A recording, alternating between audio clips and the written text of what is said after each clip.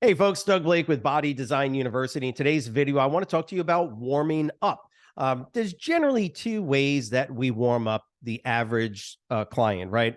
We'll do it with athletes as well. Don't get me wrong. We'll do basically the same thing. Although with athletes, really well-conditioned individuals, we'll probably spend a little bit more time doing warm up and generally whatever the athletic type of event that they are participating in, whatever sport they're doing, we might spend a little bit more time targeting those particular type of movement patterns. Now, for the average client, we basically do two types of warm-ups. And the first part of the warm-up, what we call the general warm-up, is done at the very beginning of the exercise training routine. Always do your warm-up first. I'll tell folks, even on their off days when they're not training, I'll give you an example. If they just want to do some stretching on their own, for instance, on a Saturday or whatever, and they just want to do some real easy, so I'll tell them, make sure you do a very general, light and easy warm-up. Why? Because the general warm-up, always done first, is basically designed to increase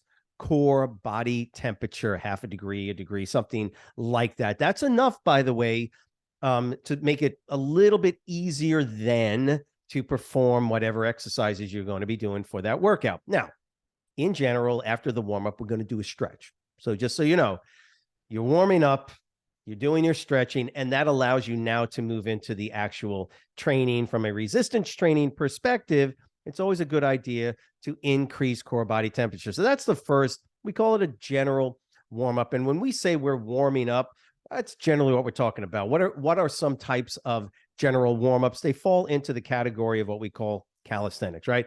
Jumping jacks, classic example of a great calisthenic type of movement that can help an individual warm up. If a client has issues with their joints, like their knees or their ankles or whatever the case is, you don't have to hop and lift your arms up overhead. You can just move one leg out to the side, right, back and forth, but at least it's moving the arms, it's warming up the shoulders, right? So the idea of a general warm-up, increase core body temperature without putting any undue stress on the joints of the body, right? The jogging in place, another great example of a sort of a general warm up, although it's technically not a calisthenic, I guess. You just do jogging in place. You can increase the intensity of the jogging in place by doing high knees. You can do what we call butt kicks. These are all ways to, from a low intensity perspective, start to increase the core body temperature of the individual. Just don't burn your clients out. Don't have them, doing jumps and all these other higher intensity exercises that might actually get them tired, wear them out before they even start the exercise routine. Again, the goal is not to train them in a warm-up. It's simply to increase core body temperature and get them prepped ultimately to then do their stretching and then go through their training routine. So that's the first one, right? General warm-up.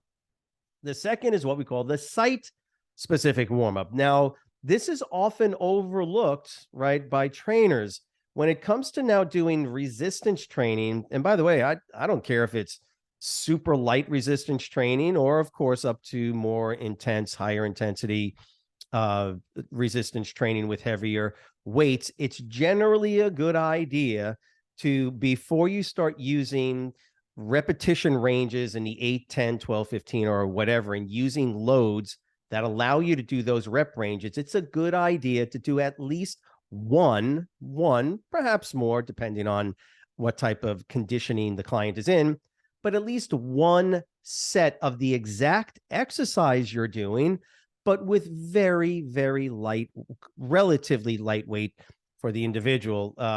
Classic example is if you're going to train your pecs, well, it's not a bad idea to, if you're going to do dumbbell presses and you're normally accustomed to using 25, 30 pounds, well, you may want to do some really light 10-pound presses for maybe 15, 20, or even 25 reps. But again, 20 to 25 reps for a totally detrained client might actually wear them out. That could be actually part of the workout.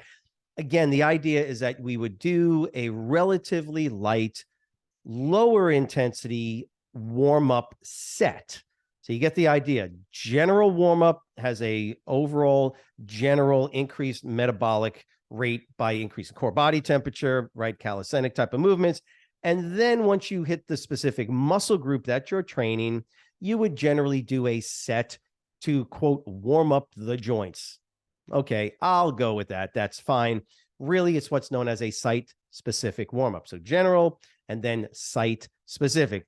The idea is that all you're doing now is sort of increasing the temperature at the joint. And remember, the warmer the joint, the less pain you might have, and the easier it is for the synovial fluid to move through and around the actual joint capsule, depending on the joint of the body, right? So, for instance, when I do pec work with folks or I do lat work, I'll always warm up the shoulder joint, meaning I'll train the deltoid through one very light set of lateral raises, just for instance, fronts, sides, maybe rear. I'm not training the deltoid.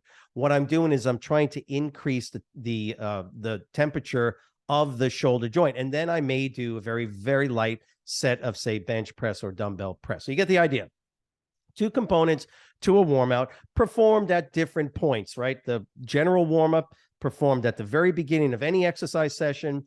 Generally, at that point, you're going to do some stretching, and then you're going to move into the actual resistance training, if that's the way you're working it. So general warm up front, boom, probably do a stretching exercise, and then the next part of the quote warm up would be a set, very light set for in and with the muscle groups that you're going to be training. Now, I will say this: when you're doing the stretching part, here's another interesting component to this.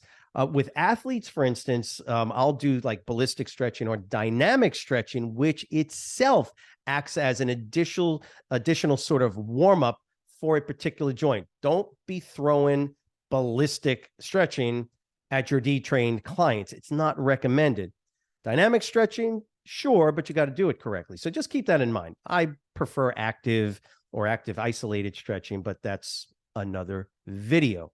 So remember, two types of warm-ups. There is the general and then the site-specific. Make sure you do both so that you're doing the most for your clients to ensure that they don't get injured when they are training. Look, if you've got through this video, you understood what I've been talking about through this, please type in the word understand in the comment section below. The goal here is to help you to become certified. If you're already certified, become industry leading personal trainers. That's what we're here to help you with. If you do have questions or you have specific comments that you want to make about this or any of our other videos, go ahead and leave them in the comment section below. If you want more information on the Body Design University, either live course or online course, and you can go ahead also look in the comment section in that description area, right where all that writing is. Go ahead and look in there because there's a link you can click on and get more information. Have a great weekend, and we will see you next week. Thanks.